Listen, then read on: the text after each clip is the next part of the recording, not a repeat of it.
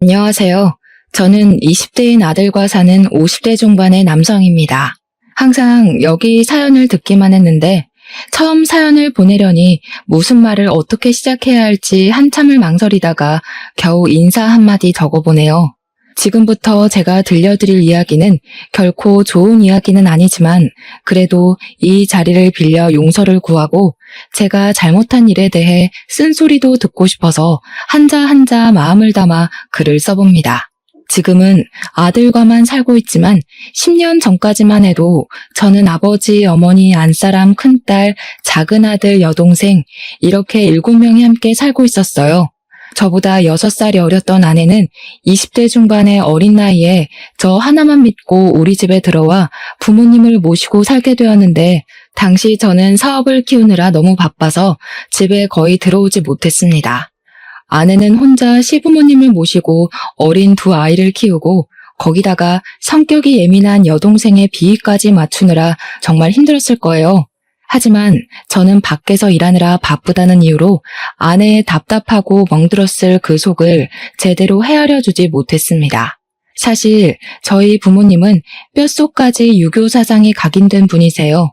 글로 쓰자면 한도 끝도 없이 길어질 것 같아서 굳이 언급은 하지 않겠지만 여기 사연에 나오시는 못된 시부모님의 모든 모습을 다 가진 분이라고 생각하시면 될 것 같습니다.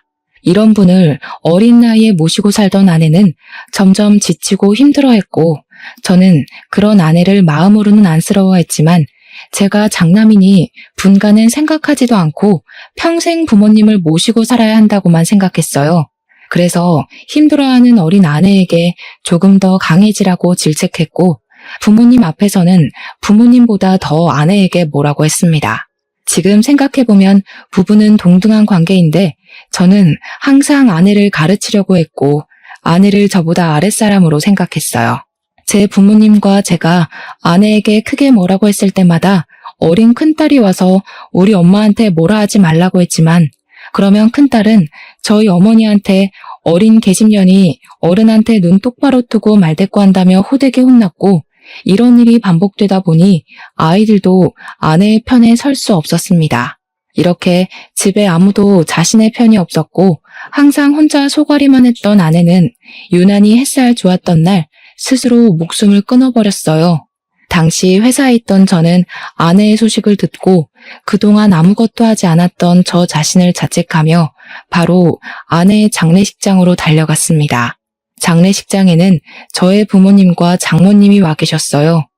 장인어른은 우리가 결혼하기 전에 돌아가셨고 자식이라고는 아내 하나뿐이셨던 장모님은 자신보다 먼저 간 딸의 영정사진 앞에서 목 놓아 울고 계셨습니다.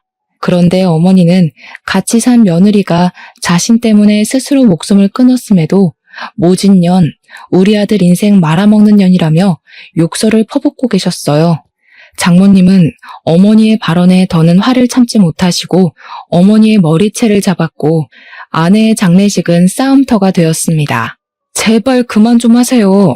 도대체 제 아내가 아버지 어머니한테 무슨 죄를 저질렀다고 그렇게 살아서도 죽어서도 못 괴롭혀서 안달이에요? 솔직히 저도 그렇고 아버지 어머니 그리고 정아까지 그 누구도 시연이한테 뭐라고 할 자격 있는 사람 없어요. 우리가 시연이를 죽였어요. 우리가 죽였다고요. 이놈이 무슨 썩어 빠진 소리라고 앉아있어. 시연이 전년이 우리 집 말아먹으려고 결혼한 게 분명해. 에이, 재수없는 붙은 년. 너도 저딴 재수없는 년 잊어버리고 새로운 여자 만나서 얼른 재혼해. 내가 이 나이 먹고 며느리년 장례식을 치르는 게 말이나 되니? 너는 며느리 장례식을 치르는 이 애미가 불쌍하지도 않아? 사돈, 진짜 너무하시네요. 어떻게 사람이 돼서 그래요? 우리 시연이 결혼 전에는 정말 밝고 명랑한 아이였어요. 그런데 그 집 들어가서 살면서 이렇게 된 거잖아요. 얼마나 애를 쥐잡듯이 잡았으면 자식도 있는 애가 제 목숨을 스스로 끊었겠어요. 그리고 정서방, 자네는 그 어린아이를 데리고 살겠다고 갔으면 자네가 알아서 잘 지켜줬어야지. 어떻게 애가 이 지경이 되도록 모른 척 할 수가 있는가? 어떻게 세상에 하나뿐인 내 딸을 죽일 수가 있어? 어떻게? 장모님은 딸의 죽음 앞에 절규하셨고, 어머니는 딸을 잃은 장모님 앞에서도 아주 당당하셨고, 오히려 제 아내가 재수 없다며 욕했습니다. 그 모습을 보며 아무리 저를 낳아주고 길러준 어머니이지만 이런 어머니와 우리 아이들이 함께 살면 평생 불행할 것이라는 확신이 들었어요. 제 아내는 비록 제가 어리석어 지켜주지 못했지만 우리 아이들은 어머니로부터 지켜내고 항상 저에게 진심으로 따뜻하게 대해주셨던 장모님의 아들로 살겠다고 다짐했습니다. 그래서 저는 아내의 장례식이 끝나자마자 장모님 집 근처로 저와 두 아이가 함께 살 집을 찾아다녔어요.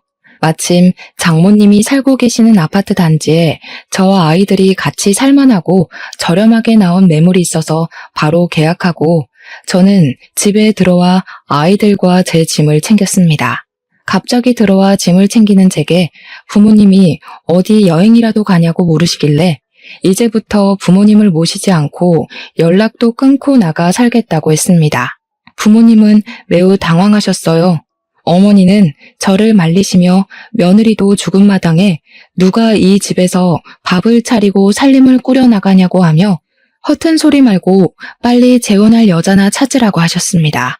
며느리가 자신 때문에 죽었는데 슬퍼하거나 죄책감을 느끼기는커녕 바로 일 시키고 부려먹을 새로운 며느리를 찾는 어머니의 모습을 보니 그동안 제 앞에서 웃어주시던 그 어머니가 맞나 싶었어요. 저는 더는 싸울 가치도 느끼지 못하고 어머니를 뿌리치고 그 집을 나가버렸습니다. 아이들에게는 학교 끝나면 할머니 집으로 가지 말고 새로운 집 주소를 알려주며 이곳으로 오라고 했어요. 그날 저녁 학교를 마치고 집에 온 아이들에게 이제부터 여기서 우리끼리 산다고 말했습니다. 그러자 큰딸이 제게 소 잃고 외양간 고친다더니 엄마도 돌아가신 마당에 인제 와서 이렇게 나와서 살면 무슨 소용이 있냐고 했어요. 그러면서 엄마가 힘들 때는 쳐다보지도 않더니 엄마가 돌아가시고 나니까 이제야 엄마가 그리도 원했던 분가를 하냐며 엄마를 죽게 만든 건 아빠라고 소리를 치고 악을 쓰며 울기 시작했습니다. 저는 그런 딸에게 아무 말도 할 수 없었어요. 딸의 말은 제가 반박할 수 없을 정도로 완벽히 맞는 말이었으니까요. 그 뒤로도 딸은 제게 원망의 말을 퍼부었고 딸의 말 한마디 한마디가 제 가슴을 날카롭게 후벼 팠습니다. 저는 그런 딸에게 아빠가 엄마를 지켜주지 못해서 미안하다고 앞으로 너희들은 지옥 불구덩이 속에서라도 반드시 지킬 것이라고 했어요. 이렇게 우리끼리의 첫날은 눈물과 후회와 자책으로 지나갔습니다. 다음 날 저는 장모님을 찾아갔어요. 같은 아파트로 이사를 했고 이제 장모님을 어머니로 모시고 살고 싶다고 말씀드렸습니다. 장모님은 이미 내 딸은 떠났는데 이게 다 무슨 소용이냐고 하시며 다시는 얼씬도 하지 말라고 하셨어요. 하지만 저는 다음 날에도 그 다음 날에도 계속 장모님께 찾아갔습니다. 그렇게 한 석 달이나 지났으려나요? 제 얼굴만 보면 화를 내시던 장모님이 그날은 제게 저녁은 먹었냐며 밥을 차려주셨습니다. 오랜만에 장모님의 밥을 먹어서 그런지 아니면 먼저 간 아내가 생각이 나서 그런지 자꾸 눈물이 나더군요. 장모님은 그런 저의 손을 잡으며 이미 간 아이가 이런다고 살아 돌아오는 것도 아니니 이제 잊고 아이들을 봐서라도 힘내서 살아가라고 하셨습니다. 그날 이후로 저와 아이들은 장모님을 종종 찾아뵈었어요. 다행히 아이들은 제 어머니와는 달리 갈 때마다 맛있는 음식과 간식거리들을 만들어주시고 손주들의 이야기 하나하나에 귀를 기울여주시는 장모님을 잘 따랐습니다. 반면 저희 어머니는 아이들의 무시를 당해야 했어요. 한 집에 살 때 큰딸은 계집애라고 구박하고 작은 아들은 우리 집 장손이니 강하게 커야 한다고 하며 정을 일절 주지 않았었거든요. 그래서 아이들이 저희 어머니와 같이 보낸 시간은 많았지만 정은 하나도 없었습니다. 어머니는 제게 전화해서 아이들이 보고 싶다고 했지만 제가 아이들을 보여주지 않자 아이들의 학교까지 찾아왔었대요. 하지만 아이들은 어머니를 철저히 무시했고 어머니의 전화도 아예 수신 차단을 해놨습니다. 이렇게 장모님과는 가까이 지내고 어머니와는 연을 끊은 채 아이들도 저도 그럭저럭 살고 있었어요. 아니, 겉으로는 그럭저럭 좋아 보였을지 몰라도 속은 썩어 문드러져 있었습니다. 특히 큰딸은 어릴 때부터 엄마와 결혼한다고 말하고 다닐 정도로 아내를 엄청 사랑했던 아이였어요. 큰딸에게 엄마는 단순한 엄마가 아닌 하늘이고 우주 같은 존재였죠. 그런 존재가 한순간에 사라져서인지 큰딸은 여전히 많이 힘들고 위태로워 보였습니다. 저와는 말도 하려 하지 않았고 집에서도 방문을 닫고 혼자서만 지내려고 했어요. 제가 먼저 다가가려고 해도 밀쳐내기만 하니 뭐 어찌할 도리가 없었습니다. 지금 큰딸의 눈에는 제가 자신의 하늘을 무너뜨린 역적이고 죄인일 뿐이니까요. 그래도 당시 초등학생인 작은 아들이 제 옆에서 저를 항상 위로해주고 챙겨주어서 참 고마웠네요. 그렇게 시간이 흘러 어느덧 큰딸이 중학교를 졸업하고 고등학교에 입학했습니다. 저는 앞으로 큰딸을 대학교도 보내고 시집도 보내려면 돈을 더 많이 벌어야겠다는 생각에 사업을 더 확장시켰고 주말에도 계속 일했어요. 그리고 제가 집에 없는 시간에 장모님께서 우리 집에 오셔서 아이들의 밥을 챙겨주셨고 아이들의 엄마가 되어주셨습니다. 장모님의 도움을 받아서인지 저의 사업은 점점 더 잘 되었고 1년 후에는 적지 않은 돈을 모을 수 있게 되었어요. 이렇게만 계속 간다면 나중에 큰딸을 시집 보낼 때 부족하지 않게 보낼 수 있다고 생각하며 혼자 아주 많이 뿌듯해했습니다. 그러던 어느 날 회사에 있는데 장모님한테 전화가 왔는데 큰딸이 뭔가 이상하다는 거예요. 무슨 말씀이시냐고 했더니 큰딸의 머리카락이나 입었던 옷에서 자꾸 담배 냄새가 나는 것 같고 분명히 독서실 다녀왔다고 했는데 술을 마시고 오는 것 같다는 것입니다. 게다가 우연히 핸드폰을 보게 되었는데 친구와 나눈 대화에는 심한 욕설이 엄청 많았다고 해요. 아무래도 질이 나쁜 친구를 사귄 것 같다면서 걱정이 된다고 하셨습니다. 원래 큰딸은 중학교 때까지만 해도 전교에서 5손가락 안에 들 정도로 엄청난 모범생이었고 욕은커녕 말도 항상 예쁘게 하는 아이였어요. 중학교 때 담임 선생님도 큰딸은 이대로만 잘한다면 크게 성공할 것이라고 했습니다. 그랬던 큰딸이 술, 담배를 하고 욕설을 한다니 믿어지지 않았어요. 저는 큰딸을 어찌해야 좋을지 몰라 중학생 딸을 키우고 있는 사무실 여자 과장에게 물어보니 여자아이들은 남자아이들과 달라서 크게 혼내면 안 되고 진솔한 대화를 해야 한다고 했습니다. 한두 번 말고 꾸준히 오랜 시간에 걸쳐서 대화를 나누며 아이에게 확신과 신뢰를 줘야 아이의 마음이 열리고 그래야 아이의 행동을 변화시킬 수 있다고 했어요. 그 말을 듣고 저는 아이들과 외식을 하며 이야기를 나눠보기로 했습니다. 작은 아들에게 연락하니 아들은 당연히 좋다고 했지만 큰딸은 독서실 가서 공부해야 한다고 안 된다고 했어요. 저는 그래도 큰딸에게 오늘 하루만 가족끼리 시간을 보내자고 하며 나오라고 부탁했고 큰딸은 제 말에 노력해보겠다고 했습니다. 그날 저녁 저는 회사 업무를 일찍 마치고 아이들과 만나기로 약속한 음식점으로 갔어요. 작은 아들은 외식할 생각에 신나서 나왔지만 큰딸은 시간이 지나도 오지 않았습니다. 전화해도 받지 않았고 문자를 해도 답이 없었어요. 작은 아들이 너무 배고파해서 음식을 먼저 시켜서 둘이 먹기 시작하는데 큰딸한테 문자가 왔습니다. 오늘 공부해야 하니 못 갈 것 같다고요. 원래는 큰딸의 속마음을 들어보려고 만든 자리였는데 결국 큰딸은 얼굴도 보지 못했습니다. 그날은 공부할 것이 많다며 큰딸이 밤늦게 들어왔고 그 시간에라도 이야기를 해보려 했지만 자신의 방문을 닫고 들어가 버렸어요. 저는 방문을 두드리며 잠깐 할 말 있다고 했으나 큰딸은 피곤하고 머리 아프다며 저의 대화를 피하려고만 했습니다. 굳게 닫힌 딸의 방문이 꼭 딸아이의 마음 같아 너무 서글펐고 아내가 너무 보고 싶었어요. 제가 아내에게 조금만 신경을 써줬다면 딸이 이러지는 않았을 것 같다는 생각에 지난날의 제가 너무 한심스럽고 미웠습니다. 다음 날 저는 평소처럼 새벽부터 일어나 회사에 가서 일하고 있었어요. 점심시간이 조금 안 된 시각에 한창 바쁘게 일하고 있는데 큰딸 담임 선생님한테 전화가 왔습니다. 큰딸이 학교에서 담배를 피웠다는 거예요. 그리고 여러 가지 문제로 상담을 해야 할 것 같은데 한번 학교에 오실 수 있냐고 했습니다. 저는 선생님만 괜찮으시다면 지금 당장이라도 가겠다고 했어요. 선생님은 그럼 오후 3시에는 수업이 없으니 그때 오라고 하셨습니다. 오후 3시. 큰딸의 담임 선생님을 만나서 교무실로 찾아갔어요. 담임 선생님은 저에게 조심스럽게 중학교 때 어머니가 돌아가셨다고 알고 있는데 맞는지 물어보셨습니다. 맞다고 하니 어머니의 죽음으로 아이가 큰 상처를 입었는지 영 마음을 못 잡고 방황하려는 모습이 보인다고 했어요. 그리고 학교에서 담배를 피우기도 하고 가끔 등교할 때 보면 술을 먹고 오는지 술 냄새가 확 날 때도 있는데 혹시 모르셨냐고 하셨습니다. 사실 돈 버느라 바빠서 아이가 술, 담배 하는 것도 몰랐다고 했는데 이 말을 하는 저 자신이 너무 미련해 보였어요.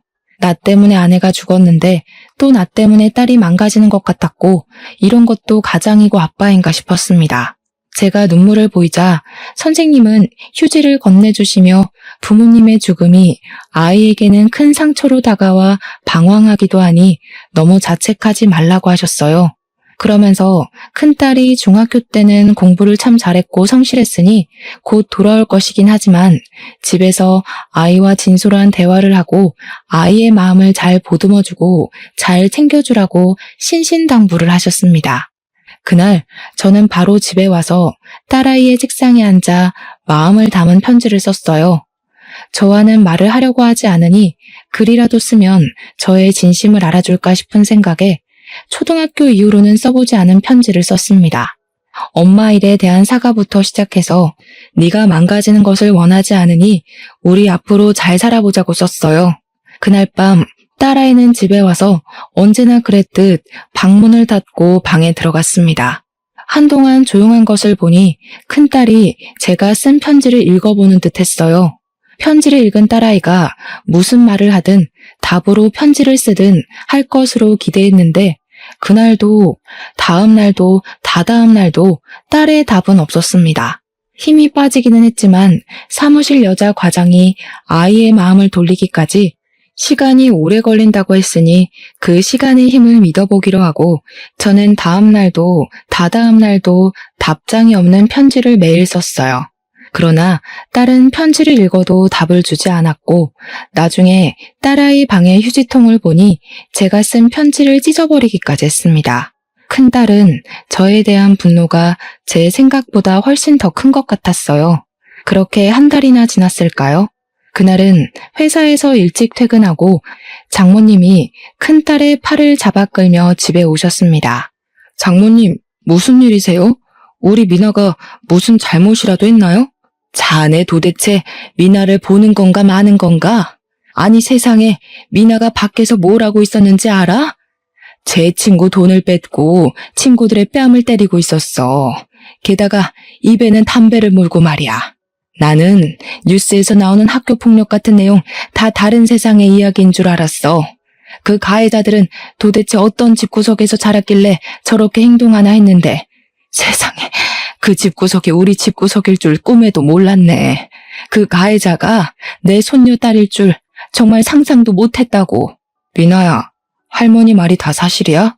네가 정말 친구 돈 빼앗고 뺨 때리고 담배 피우고 있었어? 어? 대답해. 큰딸은 사실을 확인하려는 제게 대답 대신 욕설을 하고 자신의 방으로 들어가려고 했습니다. 솔직히 그동안 큰딸이 술과 담배를 하는 것은 알고 있었고 고등학생이 술, 담배를 하는 것은 안 되는 것이라는 것도 알지만 그래도 남에게 피해를 주는 행동은 아니라는 생각에 어르고 달래면 언젠가는 예전 모습으로 돌아올 것으로 생각했어요. 그런데 단순한 술, 담배가 아니라 다른 친구를 때리고 협박까지 한다고 하니 더는 기다리고 보고만 있으면 안 될 것 같았습니다.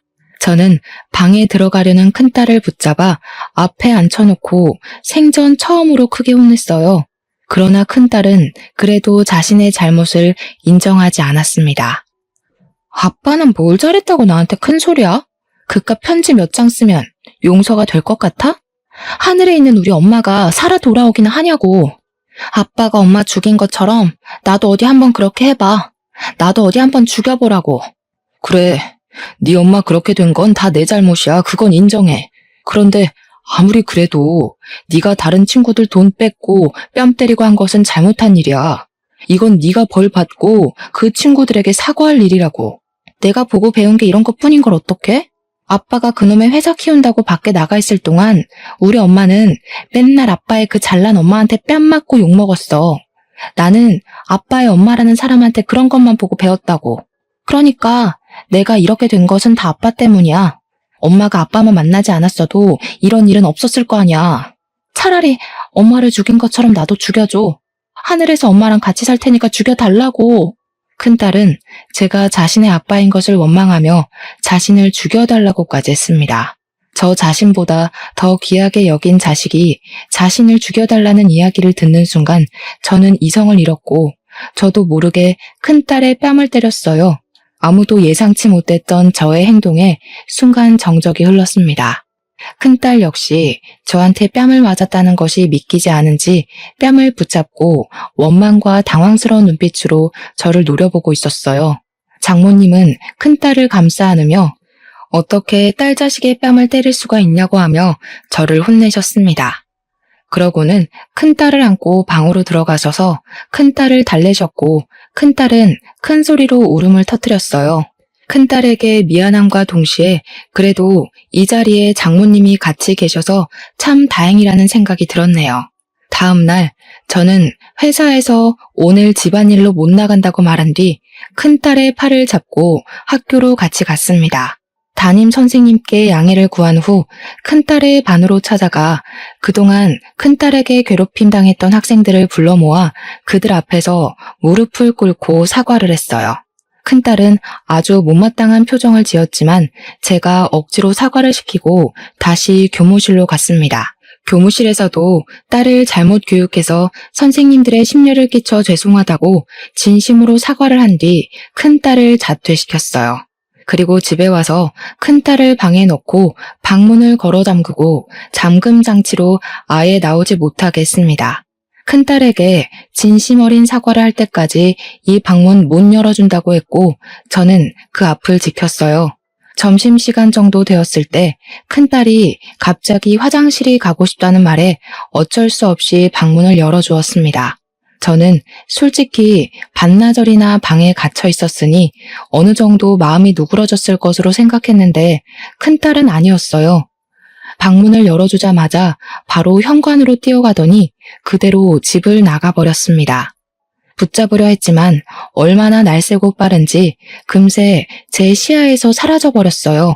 처음에는 경찰에 실종 신고라도 할까 했는데 어차피 돈과 핸드폰도 없이 나갔으니 조만간에 다시 돌아올 것으로 생각했습니다.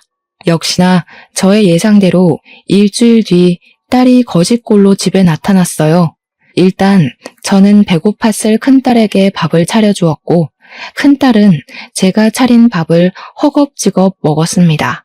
밥을 다 먹은 큰딸에게 고등학교 자퇴를 하기는 했지만 그래도 고등학교 졸업은 해야 하지 않겠냐고 하며 일단 검정고시로 졸업장만 따라고 했어요. 그렇게 하고 나면 그 뒤로는 제가 크게 터치 안 하고 모아주겠다고 했습니다. 큰딸은 밖에서 호되게 고생을 하고 와서 그런지 제 말에 순순히 동의했어. 저는 큰딸에게 검정고시 책을 사다 주었고 큰딸은 집에서 공부하기 시작했습니다. 원래 공부를 아예 못하던 아이는 아니라서 그런지 바로 다음 해 검정고시에 합격하여 고등학교 졸업장을 딸 수 있었어요. 저는 졸업장을 딴 후로 마음을 먹고 일이든 공부든 시작할 줄 알았습니다. 그러나 큰딸의 방황은 여전히 끝나지 않았어요. 큰딸은 밤만 되면 나가서 친구들을 만나 술을 먹고 다녔습니다. 저는 큰딸에게 그래도 한 번뿐인 젊은 시절인데 술만 먹고 다닐 것이냐고 하며 공부를 못했던 것도 아니니 차라리 대학교에 가라고 했어요.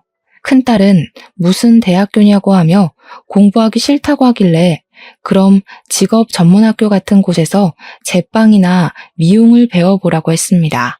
그랬더니 미용에는 관심이 있다며 미용 기술을 배워보고 싶다고 하길래 바로 미용 학원을 등록해줬어요. 저는 학원만 등록하면 알아서 배울 줄 알았는데 그 후에도 미용 가위와 같은 재료가 필요하다며 돈을 달라고 했습니다. 큰딸이 마음을 잡고 한다는데 당연히 해줘야겠다는 생각이 들어 저는 딸이 원하는 대로 돈을 주었어요. 그런데 분명히 미용 학원을 간다고는 하는데 매일 술을 먹고 돌아다니는 것 같았습니다. 그리고 저는 분명히 재료값을 다 보내주었는데도 매달 카드값이 엄청나게 나왔고 옷마다 담배 냄새가 너무 많이 났어요. 원래 큰딸이 담배를 피우는 것은 알았지만 이것은 단순히 담배를 피운 정도가 아니라 담배 연기에 샤워했나 싶을 정도로 너무 심하게 냄새가 나는 거예요. 미용 학원에 다니는 것 같지도 않고 도대체 매일 어디를 가나 궁금해서 회사에 출근한 척하며 딸의 뒤를 몰래 밟았습니다. 딸은 미용 학원을 간다고 해놓고서는 미용 학원에서 그리 멀지 않은 도박장을 다니고 있었어요.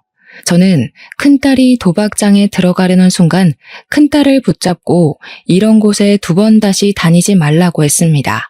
큰딸은 자신이 고등학교 졸업장만 따면 뭘 하든 아무 터치도 하지 않는다고 해놓고서는 왜 뭐라고 하냐며 저를 밀치고서는 도망갔어요. 바로 잡으려고 했지만 놓쳐버렸고 당연히 제 전화는 받지도 않았습니다. 저는 일단 집에 가서 딸을 기다렸어요. 하지만 밤이 늦도록 딸은 집에 들어오지 않았고 저는 반드시 얼굴을 보고 대화를 해야겠다는 생각에 뜬 눈으로 밤을 새웠습니다. 다음 날까지도 딸이 들어오지도 않고 연락되지도 않아 경찰에 신고해야겠다는 생각에 경찰서로 가려고 했어요. 경찰서로 가기 전에 혹시 딸이 있을까 싶어 어제 갔던 도박장에 가보았습니다. 도박장 앞에 딸이 있긴 있었어요. 그런데 어딘가를 멍하게 보고 혼이 나가 있었습니다. 제가 왜 저러지 싶어 딸의 눈을 따라가 보았는데 저는 눈앞에 펼쳐진 광경에 깜짝 놀랐습니다. 딸의 시선 끝에는 장모님이 머리에 피를 흘리며 누워 계셨어요. 저는 일단 119에 신고하고 나서 딸에게 도대체 이게 무슨 일이냐고 했습니다. 딸은 횡설수설하며 그냥 할머니가 들어가지 말라고 해서 살짝 할머니를 밀쳤는데 할머니가 이렇게 되어버렸다고 하는 거예요. 정확히 무슨 일인지 듣기 위해 도박장 근처에 있던 다른 사람들에게 물어보니 큰딸이 도박장에 들어가는 것을 본 장모님이 큰딸을 말렸고 이 과정에서 몸싸움이 났다고 합니다. 그러다가 큰딸이 장모님을 밀쳐서 넘어지셨는데 바닥에 있던 돌멩이에 장모님의 머리가 세게 부딪힌 거예요. 딸은 정말 이렇게 될 줄은 몰랐다며 여전히 넋이 나가 있었습니다. 잠시 후 구급차가 와서 장모님이 병원으로 이송이 되긴 했지만 이미 출혈량이 너무 많아 병원에 도착하기도 전에 장모님은 돌아가셨어요. 장모님이 돌아가셨다는 구급대원의 말에 큰딸은 할머니를 부르짖으며 죄송하다고 했고 우리는 병원에 도착하자마자 바로 장례식 준비를 해야만 했습니다.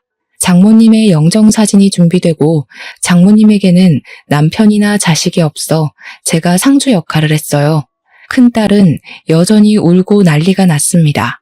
그렇게 우는 큰딸을 보며 이제는 딸이 정신 차리고 살 것으로 확신했어요. 아내가 큰딸의 우주이고 하늘이었다면 장모님은 큰딸에게 아낌없이 주는 나무와 같은 존재였습니다. 장모님은 언제나 큰딸 옆에서 큰딸에게 필요한 것들을 내어주시는 분이었거든요. 그런 장모님이 큰딸 자신의 실수로 돌아가셨으니 이제 남은 생은 최선을 다해 살겠다는 생각이 들었습니다. 그렇게 눈물과 탄식으로 장례식 첫째 날은 정신없이 흘러갔어요. 그리고 둘째 날 오전에 입관식을 했습니다. 장례식 직원의 안내에 따라 입관실로 가니 큰 유리창이 있었고 그 건너편에 장모님이 누워 계셨어요. 직원들은 정성스럽게 장모님께 수의를 입혀드렸고 마지막 인사를 하러 장모님 옆으로 갔습니다.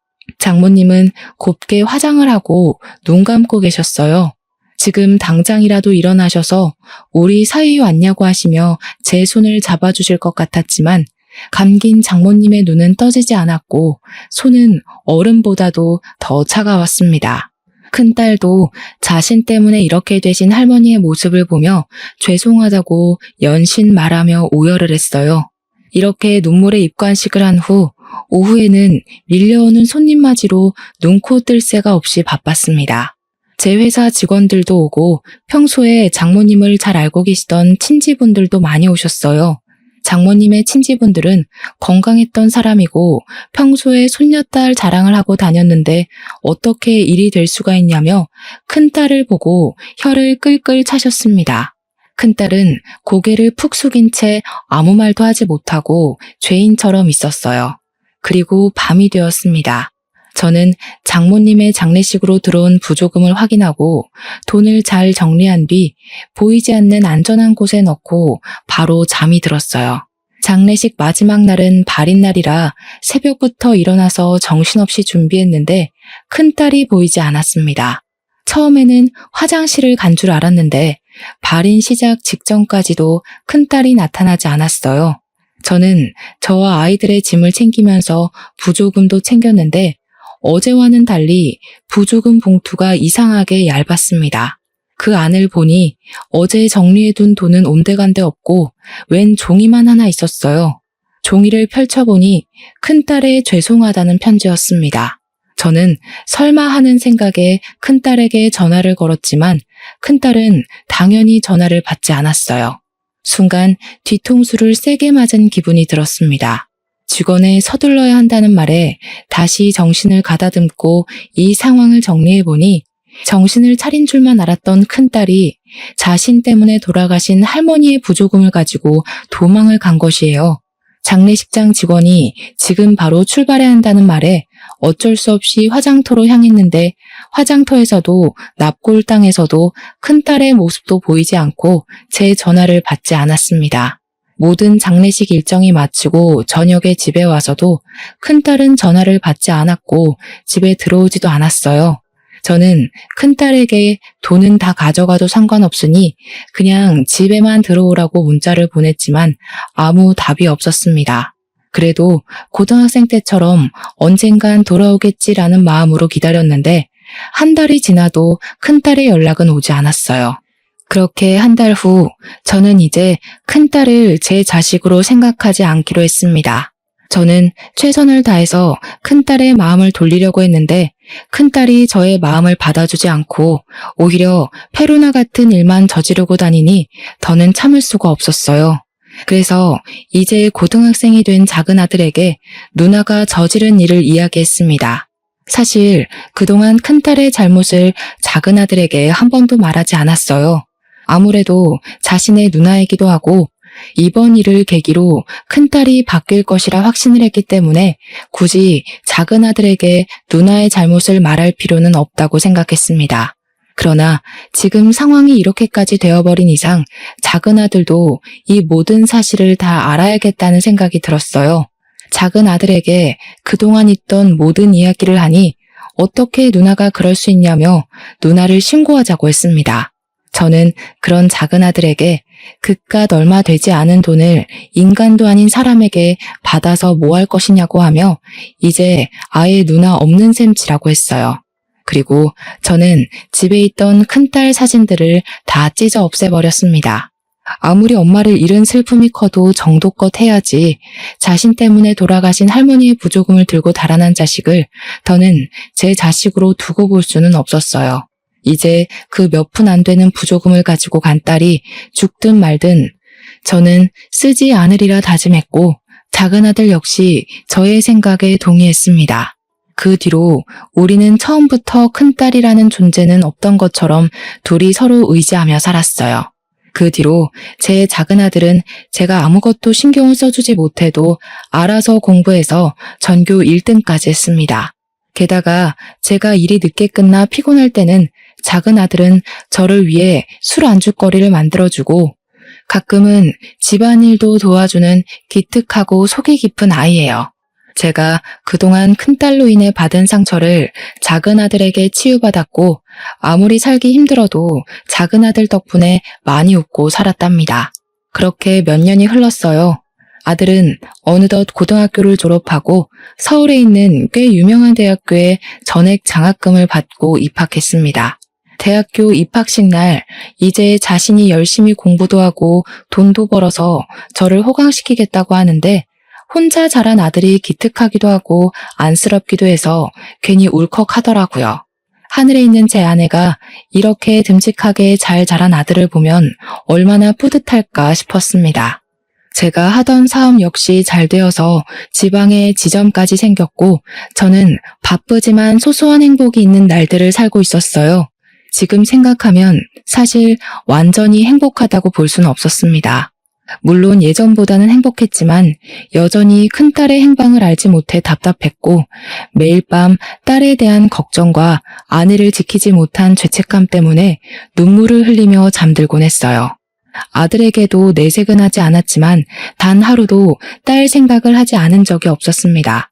그러던 어느 날 회사로 경찰들이 찾아와서 제게 혹시 정민아 씨를 아느냐고 물었어요. 저는 제 딸이기는 하지만 몇 년 동안 연락이 안 되고 있다고 했습니다. 경찰이 하는 말이 딸이 회사 돈 1억 3천만 원 정도를 횡령해서 수배령이 내려졌다고 했어요. 경찰에게 자세한 내막을 알아보니 딸이 장모님의 부조금을 들고 도망친 후 여기저기 떠돌며 다니다가 돈이 떨어져 중소기업의 경리로 취업을 했다고 합니다. 그곳에서 4년 정도에 걸쳐 회사 돈을 조금씩 자신의 통장으로 몰래 이체를 했다고 해요. 이렇게 해서 그동안 횡령한 돈이 무려 1억 3천만 원이었습니다. 나중에 알게 된 사장님은 딸을 신고했고 딸은 그 뒤로 자취를 감춰버렸대요. 저는 일단 경찰에게 혹시라도 연락되거나 집에 찾아오면 바로 신고하겠다고 했습니다. 그리고 며칠 후 작은 아들은 시험 기간이라 학교 도서관에서 밤새운다고 해서 저 혼자 집에 있었어요. 그날따라 피곤해서 일찍 잠자리에 들었는데 새벽쯤 우리 집 문을 두드리는 소리가 들렸습니다. 잠에서 깨서 앉아있는데 밖이 조용하길래 잠결에 잘못 들었나 싶어 다시 자려던 순간 누군가 또 문을 두드렸어요. 저는 현관으로 나가 누구냐고 물으니 웬 여자 목소리가 들렸습니다. 혹시나 하는 생각에 문을 열어보니 딸이었어요. 저는 일단 딸에게 집으로 들어오라고 했습니다. 집안 불을 켜고 몇 년 만에 딸의 모습을 봤는데 정말 꼴이 말이 아니었어요. 얼굴은 해골이나 마찬가지일 정도로 바짝 마르고 며칠을 못 씻었는지 얼굴이 새까맸습니다. 옷도 다 해지고 찢어졌고 신발도 한쪽은 신고 한쪽은 없었어요. 그동안 어떻게 살았는지 물어보고 싶었으나 너무 배고파서 힘이 없다는 말에 일단 밥을 차려주었습니다. 큰딸은 고등학교 때처럼 제가 차려준 밥을 허겁지겁 먹었어요. 밥을 다 먹은 딸에게 일단 가서 씻고 오라고 하며 보일러를 틀어주었습니다. 그리고 저는 딸이 씻을 동안 경찰에 신고했어요. 업무상 횡령 혐의로 지명 수배 중인 정민아, 우리 집에 있다고 말입니다. 딸이 씻고 나오니 경찰이 신고받고 왔다고 문을 두드렸어요. 뭐야, 아빠가 날 신고한 거야? 어떻게 그럴 수 있어? 나는 그래도 아빠가 날 지켜줄 줄 알았어. 그래서 믿고 여기 온 건데 어떻게 딸을 잡아가라고 신고할 수 있냐고. 언제까지 이렇게 나쁜 짓 하고 정신 못 차리고 다닐래? 벌써 너희 엄마 죽은 지 10년이 다 돼가. 이제 사람답게 살 때 되지 않았어? 제발 이제 그만 방황해. 하늘에 있는 엄마가 너의 이런 모습 보면 좋아하겠어? 엄마 돌아가시고 나서 아빠가 지옥 불구덩이 속에서라도 나를 반드시 지킬 거라며. 이게 날 지켜주는 거야? 어떻게 아빠가 딸한테 그래? 어떻게 날 감옥이라는 불구덩이에 밀어넣을 수가 있냐고. 네가 지금 이렇게 사는 거, 그게 바로 지옥 불구덩이야. 나는 이제 너의 아빠로서 네가 스스로 만든 이 지옥 불구덩이에서 너를 꺼내야겠다. 너를 감옥에 보내는 나는 어디 속이 편할 줄 아니? 네가 그렇게 도망간 이후로 하루도 빠짐없이 너 생각했어. 부디 이상한 곳에 가지 않고 안전한 곳에서 잘 살아있기를 빌고 또 빌었단 말이야. 그런데 너는 여전히 정신 못 차리고 회사 돈을 횡령해? 이미 수배령까지 떨어진 마당에 이렇게 도망다니면 네가 편히 살 수 있을 것 같아? 이제 네가 스스로 만든 그 지옥 불구덩이에서 나와서 죗값 다 받고 나서 마음 편히 행복하게 살아. 제발 부탁이다. 저는 이 말을 큰딸에게 하고 대문을 열었습니다. 문 앞에는 출동한 경찰들이 대기하고 있었고 바로 집에 들어와 큰딸을 붙잡았어요. 큰딸은 못 가겠다고 발버둥을 쳤지만 바로 경찰들에게 붙잡혀 검찰로 송치되었고 징역 1년 6개월을 선고받았습니다. 그렇게 저는 큰딸을 제 손으로 직접 감옥에 보내게 되었어요. 큰딸의 형이 확정된 날 저는 집에서 목 놓아 울었습니다. 아무리 연을 끊은 자식이라고는 하지만 그래도 제 자식이 감옥에 들어갔는데 마음 편할 부모가 세상 어디에 있겠습니까? 먼저간 아내에게도 미안하고 장모님께도 너무 죄송스러웠어요. 그나마 다행인 건 어제 큰딸에게 편지가 왔는데 밖에서 도망다니며 살 때보다 지금이 더 마음이 편하다고 합니다. 그러면서 큰딸은 감옥에서 나오면 이제 정신 차리고 아버지와 함께 열심히 산다고 하는데 눈물을 머금고 큰딸을 감옥에 보낸 것이 잘된 일이라는 생각이 들어요. 이렇게 저는 저의 무심함과 무능력함으로 아내를 먼저 하늘에 보내고 큰딸은 감옥에 보내버렸습니다. 아내를 하늘에 보낸 건 후회되지만 큰딸을 감옥에 보낸 건 후회되지 않아요. 큰딸이 자신의 죗값을 다 받고 세상에 다시 나와 제대로 된 사람 구실을 할 때까지 저는 큰딸을 도와주며 힘내서 살아갈 것입니다. 그래야 나중에 하늘에서 제 아내를 다시 만났을 때 아내를 떳떳하게 볼 수 있을 것 같아요. 사연을 쓰다가 창문을 보니 오늘 날씨가 참 좋습니다. 이렇게 좋은 날 다시는 오지 못할 소풍을 떠난 아내가 너무 보고 싶네요. 아내는 그 젊고 고운 나이에 저 세상에 간 후로 제 꿈에서조차 한 번도 나타나지 않았습니다. 그런 아내가 조금은 원망스러울 때도 있지만 한편으로는 결혼 후 한 번도 도움이 되지 못한 제가 얼마나 미웠으면 이렇게 나타나지 않나 싶기도 해요. 오늘 이 사연을 통해 지켜주지 못한 저의 마지막 사랑인 아내에게 진심으로 사과하고 싶습니다. 부디 저의 이 이야기가 하늘에까지 닿아 아내가 저의 사과를 받아주어 오늘 밤 꿈에는 꼭 나와줬으면 좋겠어요. 그리고 감옥에 있는 제 딸에게도 아빠가 도움이 되지 못해 미안하고 앞으로는 큰 딸의 인생에 도움이 되는 아빠가 되겠다는 말을 전하고 싶습니다. 또 제 목숨보다도 더 사랑한다는 말을 꼭 하고 싶어요.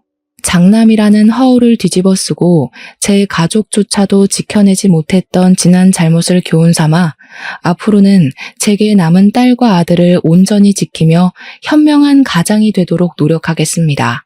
저의 사연은 여기까지입니다. 부족한 글솜씨라 글이 뒤죽박죽이지만 끝까지 들어주셔서 감사합니다. 이렇게 좋은 날 옆에 있는 가족들과 따뜻한 하루 보내시길 바랍니다.